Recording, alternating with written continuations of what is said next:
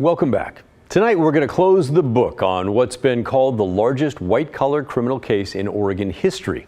3 former executives of Lake Oswego-based Aequitas Capital Management recently learned their fate in federal court, and they're going to prison for a long time. Before we get to their sentences, you may be asking, why should I care? Well, because at its peak, the company these 3 men were running had $1 billion in assets and employed 150 people. How did things come crumbling down? Well, through a $300 million fraud conspiracy and years of work by federal agents.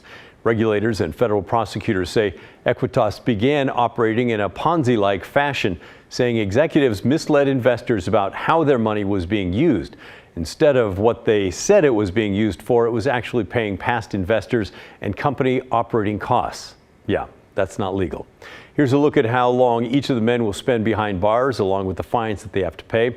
Former Aequitas Chief Executive Robert Jesnick got 14 years and $1.5 million in fines. Chief Compliance Officer Andrew McRitchie got 5 years and 10 months, along with nearly $690,000 in fines. And former Executive Vice President Brian Rice got 3 years and 1 month, paired with just over $116,000 in fines. As far as restitution is concerned, that'll be calculated at a later hearing. Each will report to prison in November, and each also got 3 years of supervised release after they're out. We think this quote from a former IRS agent in Seattle sums up the case pretty well. Strictly speaking, borrowing from Peter to pay Paul is not illegal. However, lying to Peter for personal financial gain and then not paying Paul, definitely criminal. But how do the sentences of those 3 men compare to other high-profile white-collar crimes around Oregon?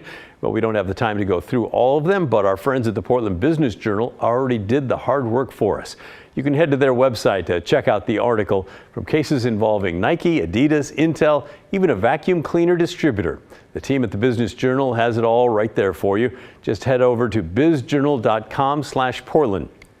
Now, I should warn you that some of the stories are behind a paywall, but you know, subscribing is always an option.